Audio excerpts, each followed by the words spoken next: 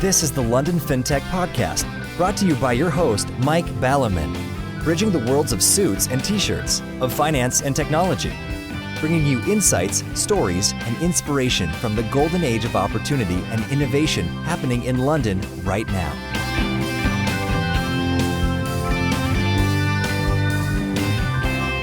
Hi, this is Mike Ballerman, and it's the London Fintech Podcast, episode 77. Brought to you in association with Smart Pension, Synechron and Archover.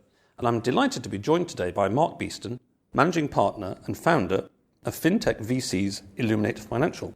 Illuminate focus on capital markets fintech, which is jolly fortunate really, as I'm here today to discuss capital markets fintech. Mark is a long-term citybod, having done over 2 decades, starting with over a dozen years trading derivatives at Deutsche Bank, as well as being COO of Business Lines and CEO of one of ICAP's business lines. So someone who really knows what hardcore FS is all about. A lot of fintech is B2C, as we all have smartphones in our pockets, and this has enabled the small rodents to gnaw away at dinosaurs' eggs. So far with lots of attention, albeit I don't see any Tyrannosaurus rexes fearing for their survival yet. There are B2B fintechs, last episode's Azure being an example. But there's a category which has been touched on far less by the London Fintech Podcast, with its focus on how the world of delivering FS is changing. This is those new firms who are working to enhance the abilities of incumbent FS, whose customers are banks, insurance companies, fund managers and the like, and who are in effect disrupting not FS, but in old money, IT vendors to FS. In 2014, when the fintech word gained wide currency, many of these had great ideas, but poor sausages didn't realise that the sales cycle, and I joke not here, to get a contract for selling pencils to a mega bank is about 2 years. Illuminate's claim is we cross the chasm between enterprise fintech, their much better categorization than mine of what we're talking about, and the financial institutions it should serve. I can do no better than quote further where this gulf comes from. They say, regulation is increasing, the industry is deleveraging, and compliance is becoming ever stricter. Financial institutions have been slow to adopt new technologies, while vendor management and procurement processes are focused on contracting multi-million-dollar enterprise solutions from billion-dollar corporations. In doing so, they often overlook the innovative, lower-cost and highly scalable solutions offered by newer and more entrepreneurial suppliers. Organizations know that the answers may lie in fintech, yet the ever-growing hype around the subject has made it more and more difficult to distill the signal from the noise. All of which definitely resonates deeply with me.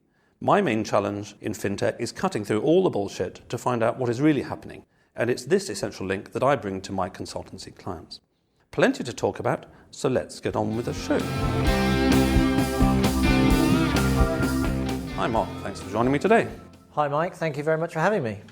So you were mentioning briefly motor cars, as I always like to discuss things that aren't fintech. I was mentioning briefly that I went to see Russell Brand last night, but he didn't mention motor cars. So tell me about motor cars. Well, I think cars are my passion. Obviously, fintech is what I'm known for these days, but cars have run deep in my life. My parents would tell you since I was old enough to sit on a pushabout. My early investment strategy was definitely, if I had some spare capital, park it in the garage. Certainly a model that actually has served me quite well. It's been an interesting asset class over the last decade in its own right. But for me, I love cars of all sorts. I'm the guy that got a taxi driver to let me drive his taxi while he drove my car home from the station because I'd never had the opportunity to try driving a taxi. Oh, brilliant. That's quite a good story, actually. Well, I'm very fortunate when it comes to cars. I mean, I'm a bit more utilitarian about them in that, going back to Top Gear as was and the Grand Tour as is, their criterion of a real car person is somebody whose first car was an Alfa, and I owned a sort of a rusty little, well, not too rusty, slightly rusty Alfa Sud when I lived in central London in Maid de Vale, which had a lovely flat 4-boxer engine. Yep. Everything else sort of fell apart and the petrol locking cap didn't work. Minor matters like that. I dare say a little rusty when you got it and a little more rusty when you sold it. Yes, but lovely to drive. So in terms of your extensive career doing very remunerative things like sort of trading derivatives and CEOing and COOing and all that kind of stuff, presumably you had a fleet of Ferraris and now you're back in sort of startup land. Presumably you're back with Alfa Suds, are you? Normally there's a few things kicking around, and one way I've managed to disguise what's in my garage at any given moment was that the original business I actually set up, even when back in my trading days, was I actually established a car dealership. So it's a constantly revolving door. But again, it's not about the individual car. For me, the most exciting car is the next one. And as much as I love cars, I'm also a very, very big believer in using the right tool for the job, which actually, I guess, is also something that then comes back through to what we do in business. So I drive an Audi estate. It might be a 560 horsepower Audi estate. You're the fastest person out of Tesco's car park. Exactly. There's, of course, a lot of overlap between cars and fintech for some reason, also cars and FS. We'll come back to the cars and the FS, but in terms of cars and fintech, most notably, of course, Giles Andrews, who pretty much created fintech globally by setting, well, he didn't actually set up Zopa, but he was one of the earliest CEOs of Zopa in about 2005. I mean, he'd had a successful car dealership before that and moved on to it. And as I mentioned once or twice recently, because we've been talking about insurance, Angus Dent, the CEO of one of my sponsors, Archover, is chairman of AMORC, Aston Martin Owners Racing Club. So if you don't know him, and if you've got a spare Aston Martin you don't mind sort of doing the dodgems with and driving round and round in circles, I'll put you guys together. But going back to FS and how it's changed, I mean, you've done a couple of decades and I've done 3 decades. I knew that the whole thing was kind of getting out of hand in old money speak when the head of corporate finance at Klein Watts, and this is probably getting on for sort of late 90s, started collecting Ferraris, and getting ever bigger garages, and they got to a dozen or something like that, about the time that sort of Dresden of Wasserstein and all that kind of thing. So, yes, all a bit mad, but presumably you just come on the tube or Uber it to work, do you? Actually, I'm in the fortunate position that in London, I live about 10 minutes from the office.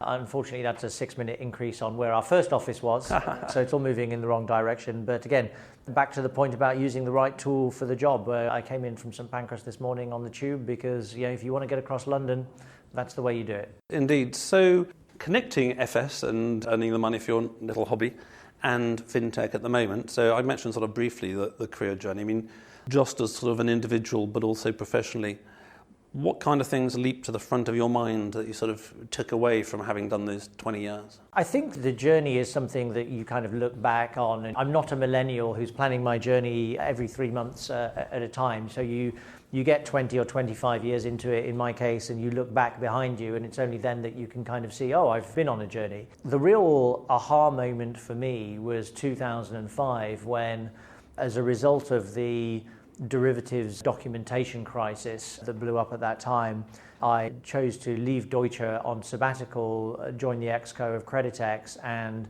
effectively step into the entrepreneur's shoes and launch a company called T0, which is now Icelink. And Icelink, for the people who haven't heard of Icelink, is? It's a CDS, credit default swap processing platform, not dissimilar to what a market wire was doing for interest rate derivatives. So really designed to help speed up the documentation process and, most importantly, surface errors before they become very expensive errors.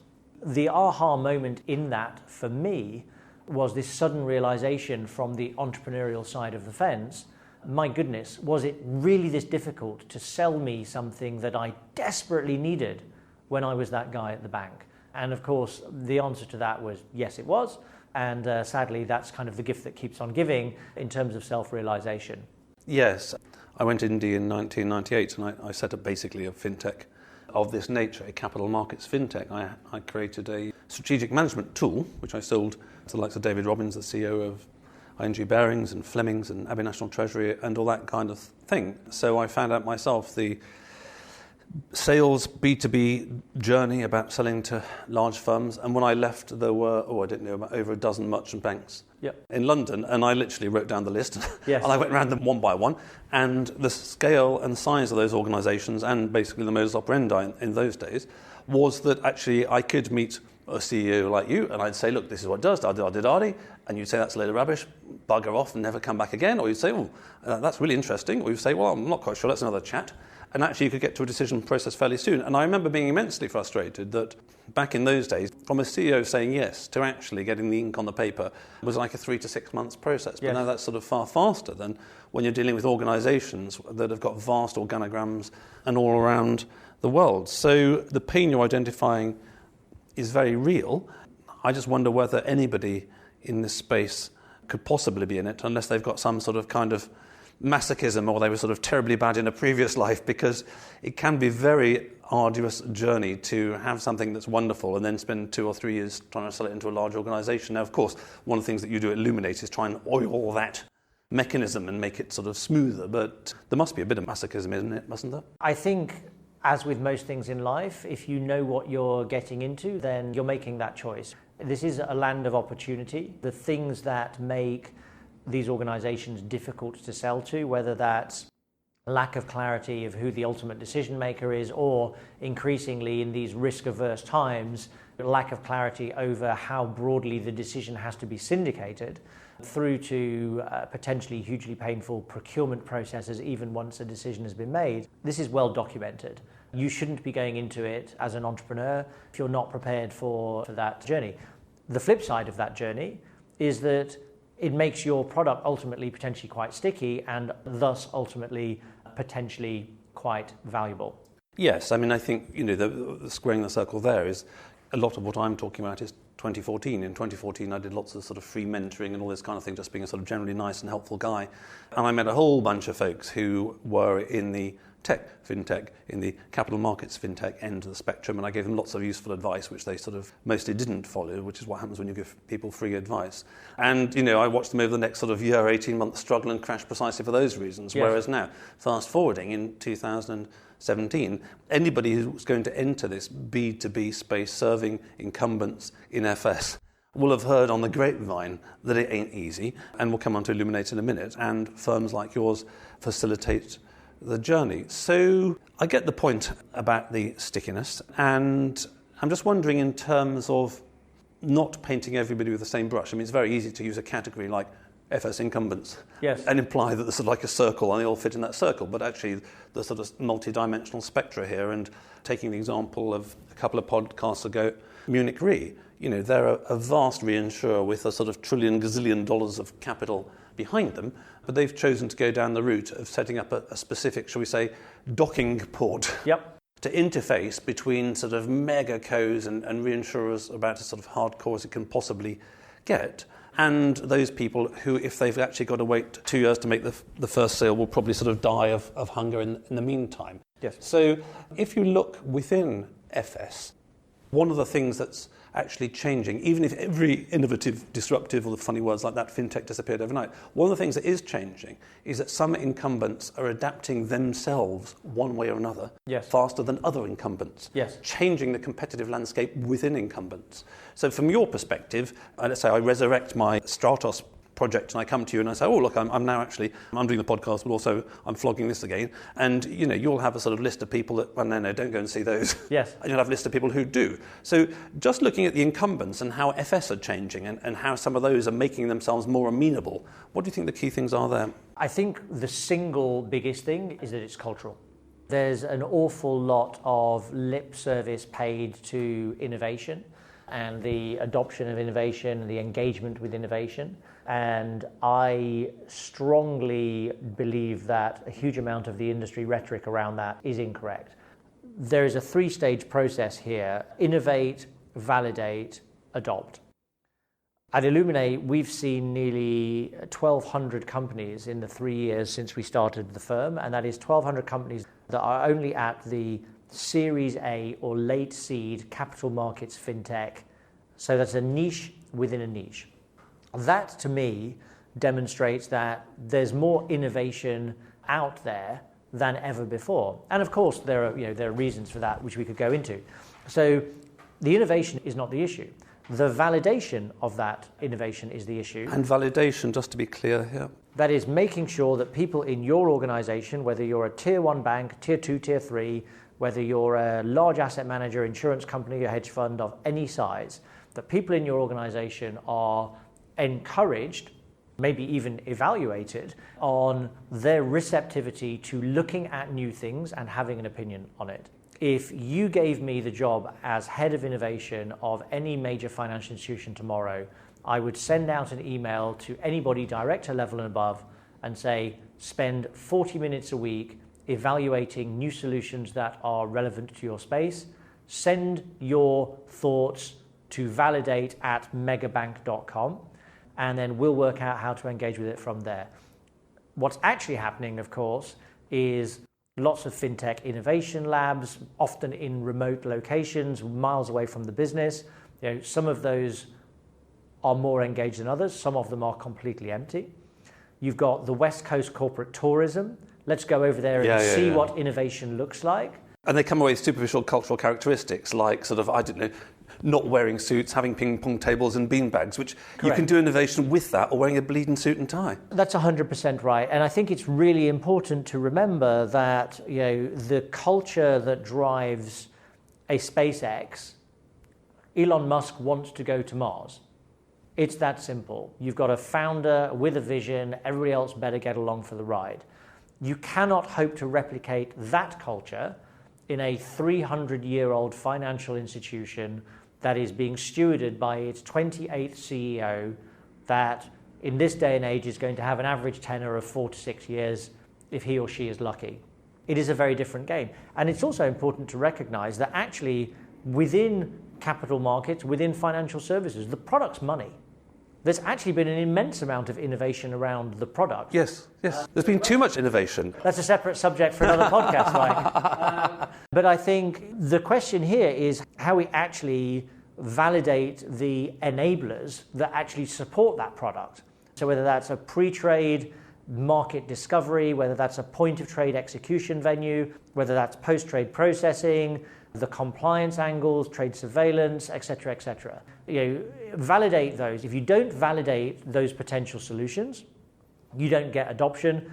Without adoption, innovation dies, and it's like it never existed. And don't forget, Mike, we're at a moment in time where not only is there an unprecedented amount of innovation out there, right outside the factory gate, but actually there's an unprecedented number of problems that need solving as well. Yes, from regulation, going back to the show with Lord Turner some time ago about how regulation has turned into micro supervision, which just keeps mushrooming. But I really when I was looking at your website yesterday, we met about 3 years ago and I think looked at a website then, but I really like this whole innovation, validation, adoption distinction because it's not sufficiently run through in terms of people's understanding, and as we discussed, they go for the superficial. And again, going back to my experience of B2B sales to incumbents, the way that I'd always describe it was that I can have a meeting with you and I can talk to you and show you a PowerPoint and all that kind of stuff. And the best you would ever get out of that meeting is, in principle, yes, this is of interest. Yes. But I said, you're never going to be able to know whether in practice for you and your organisation, I don't know all your priorities, I don't know what your diary's like, you're never going to know in practice whether this is any good. So I'm a very slow learner and all that kind of stuff. And I eventually got around to the idea of doing a low price, very easy to sign off on pilot study. Yes. And in my case, actually, just because I was using the management accounting data, there's a whole bunch of reasons around that. It's actually quite easy just to get that in a spreadsheet. I say, look, email me your data. Yep. I'll come back in a week's time with some charts about your business. Yes. Yep. If these charts tell you nothing you don't know, or put it a different way, if they don't show you something that actually you might find useful to show somebody else and explain something to them they've never got, fine. I'll buy you a coffee sometime and let's keep in touch. Vice versa, if you look at these charts and go, do you know what, that's really useful, well then we should actually talk about taking it further. And it's really trying, I think, for many organisations, and this is B2B sales in general, forget FS as a whole, it's really trying to cross this, another chasm, cross a bridge from this is interesting in principle, yes, to this is interesting in practice. How do you see that gap? Is that part of your validation? No, I think that's right. I think that's about validation. And again, it's also about culture. I have some very strong opinions on how large organizations in financial services approach pilots as well. Oh, do tell me. I want strong opinions. Well, I'm on a campaign for the paid pilot. Right. Well, I worked that out because, I can say now it's so long ago, Standard Chartered was one of them. There was a really nice guy there, blah, blah, blah. I really enjoyed meeting him. He was really interested in meetings, that kind of stuff. And he said, well, we've got no budget. Yes. And I was so young and so stupid. I said, so I'd keep coming back and I'd do it for free. Well, it's like anything. If you give it away for free, people will have an infinite demand. It's only when there's a price. And the other thing I realised is that if you're doing a pilot for nothing, you haven't made any sale whatsoever. Yes. If I can't persuade you to give me $5,000 to come back and do a little bit of work, yes, I actually haven't made the sale well enough in the first place, and I'm never going to get anywhere. Yes. So I think there's a distinction in the language as well, right? A proof of concept is exactly that. So proof of concept might be free, but actually a pilot should be something that leads to production. That is the point of validation that there is value in your offering.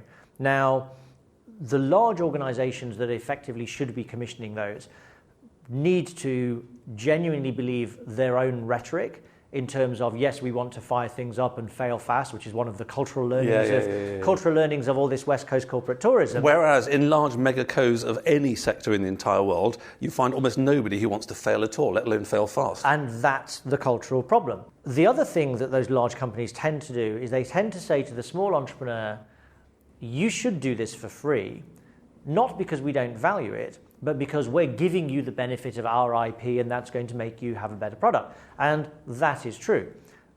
They fail to recognize the organizational asymmetry, and that again is the chasm between these multi-billion-dollar companies that need solutions and the entrepreneurs that are ideating and originating the solutions that solve against them. When you do a pilot with a small company, you consume 100% of its IP, and you give up fractions of a fraction of a basis point of your own organizational IP. So there's an asymmetry there.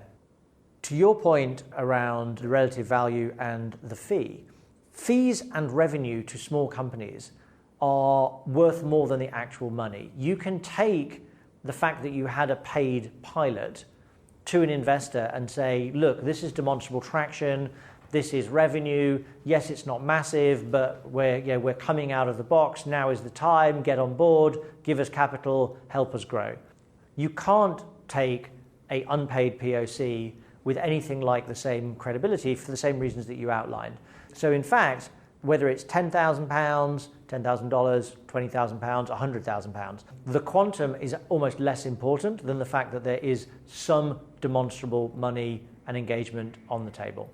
Yes, so I agree with everything you say, actually. So sadly, I don't think it's sort of too controversial, or at least not too controversial amongst us. I mean, just trying to distill this into simple advice for senior folks in FS who might be listening to this, the thing that perhaps we're suggesting they consider is, rather than setting aside some mega budget to innovate, because I actually think that everybody in every business around the world should every day be looking at how they need to change what they're doing. Yes. As part of the day job. One of the things I really dislike about how FS has gone in the last 20 years, although I've benefited from it in terms of consultancy gigs and that, is this distinction between BAU, as it's called, business as usual, and change management projects. That just didn't exist when I started. When I ran Global Fixed Interest Fund Management, my job was to keep the machine on the road and to change it as it needed to go along, and the distinction between the two has been very fatal. That's a different topic. But one thing we're suggesting here is that rather than setting up innovation labs, innovation budgets or whatever, that we set up trial or validation or test budget. Yes. Okay, this year at Megabank, we're going to set aside $10 million and we're going to do 20 trials of stuff, whatever. Because you will get more from that, because as you started out saying, and I agree entirely, the deficit isn't in innovation, the deficit isn't in people with good ideas doing stuff. The deficit is in actually making it happen. I think if you're spending $10 million a year on your innovation endeavors and you haven't ring-fenced at least $1 million of that money to spend on pilots where no one will get hung if nothing is ultimately delivered back to the business, then there is a flaw in your thinking about the innovation space. Now, again, some of those innovation labs are, they're called innovation labs, and they're about bringing those opportunities in and validating them. Some of them are about beanbags and petri dishes and lightning conductors. That's where the issue lies. One of our approaches in terms of what we tell our companies is, if you're funding 18 months or 24 months at a time, which is typically what you might be doing, certainly can't set up a set of vending relationships which are all on 24-month sales cycles and be dependent on any one of those. So finding ways to open up multiple conversations, finding ways to focus your sale on the incremental problem, which is a great problem to solve in a lab type environment, as opposed to the displacement sale. Don't necessarily sell the disruption of, I'm going to replace your entire risk system. I've met a couple of those firms. My advice was good luck, and they didn't get anywhere. Sell the opportunity of, we're going to solve this incremental risk challenge that falls out of that regulation that has to be solved by that date, although, as we all know, even regulatory dates move, and land and expand from there. Excellent. Well, I buy into all that. In a sense, it's not a surprise that we kind of in quite a lot of agreement on this, as you've got 20 years and I've got 30 years, a lot of which has been involved in systems because, over the decades, the use of computers has only expanded in organisations and the need for them has only expanded. So maybe we can just dive in a little bit to the topology of capital markets fintechs, because just as all incumbents aren't the same thing within a circle and aren't identical, capital markets itself is a sort of a vast phrase, and you've mentioned the different stages, pre-trade and post-trade and all that kind of stuff.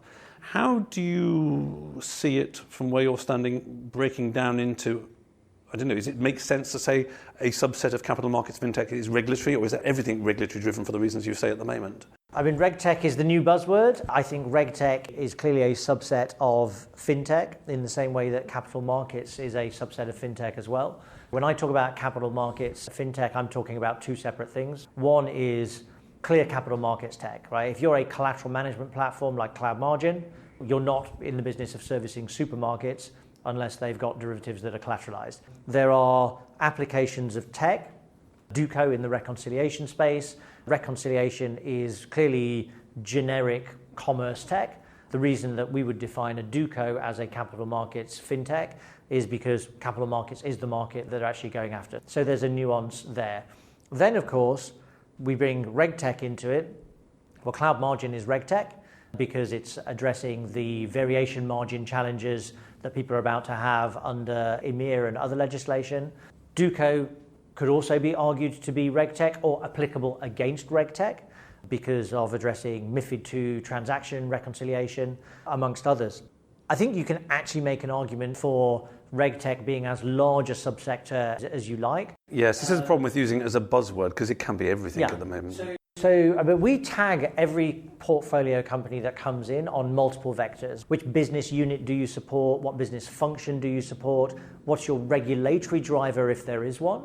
And what other drivers are there? And I reckon around 60% of what we have in our database is pretty clearly regtech in one way, shape or form.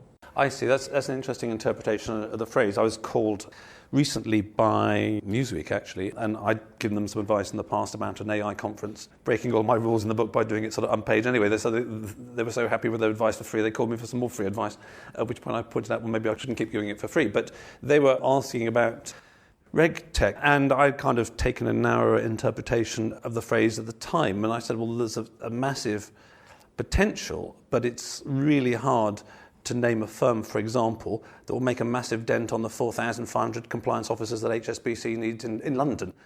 I entirely agree that from a sort of pragmatic basis, and it's how I do it, you need to slice off the sort of the challenges at the moment and do this subparagraph of that regulation that needs to be done by Christmas, otherwise you'll never get anywhere. But separately, maybe one of the challenges for some of these firms is that pragmatism leads you down the incrementalism route. And therefore, there is no kind of Elon Musk of regtech, which says, Mark, I've got a solution for you, and that's going to get rid of 90% of your compliance officers. I make that kind of sell, someone's going to listen in FS. So is there that kind of tension? I think you identify something. I'm not sure if it's a tension, but I was actually talking to the CTO suite of one of our bank partners only yesterday, and I used this exact example. If you look at fintech based on what you read in the press, it is all blockchain and now increasingly AI. In reality, less than 1% of the money that got allocated to fintech last year got allocated to blockchain, but I feel like 50% of the column inches got allocated to it. No one in financial services woke up this morning and said, I need more AI. Right? AI is just tech. Lots of people woke up this morning and said, how are we going to address both the control and cost issue that was created over the last decade that resulted from us having to hire 4,000 more compliance officers? Now, the answer to solving that problem may well be a cloud-delivered trade surveillance as a service, utilizing all manner of AI to analyze trades, to process the results, and to visualize them. That is a great use of AI, but it really comes down to what I think we're all about, certainly at Illuminate, which is fundamentally we're not a technology investor at all. right? Or if we are a technology investor, It's a means to an end. right? We're a technology investor second. We are a business solutions investor first. We live in a moment of generational change within capital markets. That means generational change within infrastructure for capital markets. Back to your point about BAU versus change the bank. The mandatory change agenda is larger than it's ever been. And it's driven by cost, it's driven by control, it's driven by capital, and it's driven by compliance, right? None of those things prescribe a certain type of technology, but there are lots of interesting potential applications of certain types of technologies to address all of them. That's what excites us. Yes, that makes a lot of sense. And I mean, going back to this disjoint, going back to Russell Brand last night, he was talking about the fact that he'd been immensely criticised in the media, and he'd been mainstream media, and he's been very critical of the mainstream media.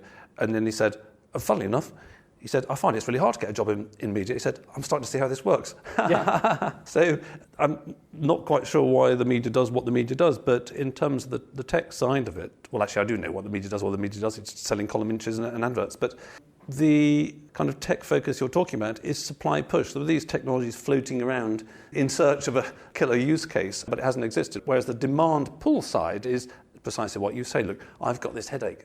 I run this business, Correct. Mark. I've got this headache. Can you help my headache? Don't care how you help it. You know, and I was about to give an analogy, but it wouldn't work with someone like you, which is like almost like it doesn't matter what's under the bonnet of a car as long as it does what you want. But actually, someone like you, that probably fails. It matters a great immensely. deal. Yes, it exactly. matters a great deal. Oh, I've got a V24 under my bonnet. But I think you raise a very good point, and fortunately for them, my team aren't in this room with us. But if they've heard me say it once, they've heard me say it 1,000 times, right? When we talk about the 4 C's, cool technology is not one of our C's, right? We live in a world where large financial markets institutions will ignore cool technology until the cows come home, right? But they cannot ignore their problems. Yes, which reminds me actually that I do know one of the reasons for this, which is that if you're in tech, I used to have a sort of sales pack, marketing pack around Stratos, and one of the points that I made, but eventually it fell out because no one gave a damn, was that I'm deliberately using old technology, having started my life in software business. So I did my system, which did earn 7 figures, and did get an offer for the company. I wrote it in Visual Basic, which in the 90s was so old hat, but because of my deep background in IT, I knew the best thing you could do is use old hat technology. Yes. Because otherwise, 90% of your life is solving the bleeding edge problems with a certain technology. Yes. No one gives a monkeys. The banks have got enough problems with that. So we've covered a hell of a lot of ground there, and I hope that sort of these thoughts are useful both for startups and fintechs trying to get into incumbents. Actually, a lot of these points apply outside FS, not just in FS, and also ways for mega banks, insurance companies, et al. To think about their challenge differently. And as I say, I love your idea of innovation versus validation adoption. Before we dive into Illuminate a little bit more, Mark, and what you guys are up to and what you want more of, I'd like to thank all the listeners out there. It's always good to hear from you, and there would be no point in the show if you weren't there. I'd also like to thank my brand partners for the podcast, Archover, smart, simple and transparent P2P business lending. Loans up to £3 million for SMEs, delivering up to 7% secured and insured returns to lenders. Smart Pension, who are fast, secure and free. Check out their UK workplace pensions at autoenrollment.co.uk. Synchron, digital business consulting and technology services for top-tier FS. From start-up to 7,000 people, 18 countries, and $400 million of revenue. So narrowing in from Capital Markets Fintech to Illuminate Financial, what is in Shoreditch, what are you doing at the moment, Mark? Where are you going? And if I was your fairy godmother and I could wave my magic wand 3 times and not wear a tutu, what wishes do you have at the moment? Well, thank you. So we closed our fundraising for our first fund in October 2016. We have 17 LPs, 15 of whom come from the sector. Our model is very much to be not just money to the companies that we invest in, but to really offer sector leverage to help them come to market, precisely because it is such a difficult arena to make sales in, and the advantage of network is huge. So we have 3 multi-billion-dollar corporates within our LP base who care about that next emerging group of market structure. And we also have 4 strategic bank partners, Deutsche Bank, UBS, Barclays, and ING, who we share our pipeline with to help them find potential solutions, not from our portfolio, although obviously we're happy when they want those ones, but from our pipeline to address the many problems that they face day to day in their businesses. And this really kind of comes down to what we're doing at Illuminate, which is fundamentally pretty simple. There are only 3 stakeholder groups within fintech, and we try to sit at the heart of them and create a virtuous environment where everybody benefits. We have a pipeline, a very strong pipeline of capital markets fintechs. We saw 200 new companies come through the door in Q1 of this year alone. We have a pipeline of fintech consumers, so the banks, the smaller banks, the asset managers, the buy side. And we have ultimately those people, those individuals, family offices, financial institutions, pension funds, asset managers that want to deploy capital against fintech or indeed against capital markets fintech in particular.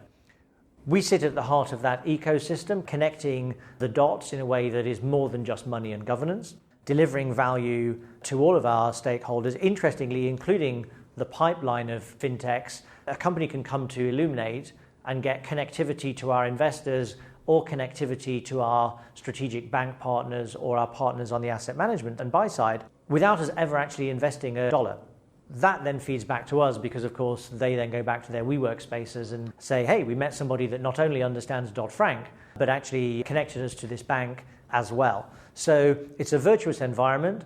If you're in one of those 3 groups of people, you offered me 3 wishes. I've only got 3 sets of stakeholders. Please reach out to Illuminate. We're always interested in making new contacts within any part of that network because ultimately we are a network business ourselves and it's mutually beneficial. Absolutely, and that's very clear, and I can see that the facilitation is absolutely invaluable. I mean, if I rebooted my approach to strategic management information, which is very possible because no one's actually gone down the top-down route to examining risk in businesses, then it would be impossible to do now, ironically, because everyone was going on about how it's much easier than it was, but actually it would be impossible to do now what I did 20 years ago because of how the industry has changed. Yes. I would absolutely need a partner like yourself. I would absolutely not be able to do what I did then, which is sit in an office in Regis on my own and just call people and make stuff happen for all the reasons we've been talking about. So it's really vital to have somebody such as yourselves, and it's immensely clear to me, and I'm sure to the listeners, that not only do you know of what you speak, but you've sort of lived it and breathed it and are living it and breathing it. And just on the fund, I need to ask, so how big is the fund and how much of it is it spent? Okay, so we are a £35 million fund. We had a £35 million target, and that's what we raised. We're in deployment mode right now. We've made 4 investments. We're closing 2 right now and have a couple in DD behind that. So, we have plenty to go. Right, excellent. Well, as you say, there's plenty of other subjects here, which would be an entire podcast on their own. But I think the entire podcast on its own topic, which we won't dive into now, is how on earth you cope with 1,000 suitors knocking on your door. It may sound like a great thing to have sort of 1,000 people of the opposite sex or of the kind of thing that you want to invest in knocking on the door, but that must be a hell of a lot of speed dating involved in getting through 1,000 people. Luckily, I employ a lot of people and they're a lot smarter than I am, so as with anything, it's about having a machine that can actually process what comes in at the top. Excellent. Well, it's 3 years since I met you, Mark, and you've done immensely well since then and are clearly very focused. And what I particularly like is that in a very complex world, you've really sort of nailed down the elements which are necessary because, going back to these change management projects, keep it simple, stupid works immensely well. And so many times I've joined gigs and everyone's talking about X, Y, and Z. How do they do the last 50 feet of sort of the Hillary step? Most of them haven't got their bloody passport and know where Heathrow is. If you do A and B really well, then generally you don't even need to get to C because actually that's sort of, quite effective. The same thing happens in martial arts as well, actually, but it's another topic entirely. So I wish you every success in the next 3 years, and I hope you get lots more suitors of all the natures that you want and you marry them all off. So thank you for that, Mark. Many thanks. I really, really appreciate it. Thanks for listening. If you have consulting, advisory/non-exec, or media needs in the FS or fintech space, get in touch with me at mike@londonfintechpodcast.com.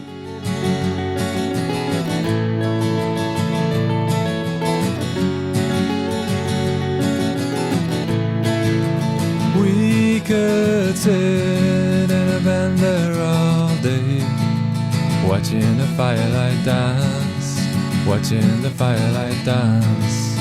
We could walk in the mountains before dawn, watching a happy moon ride, watching a happy moon ride.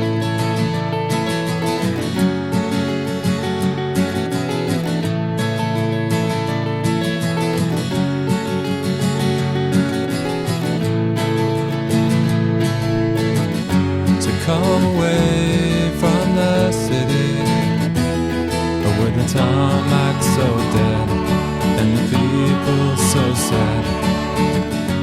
Come away from the city, with the faces so grey, with the pain of the everyday.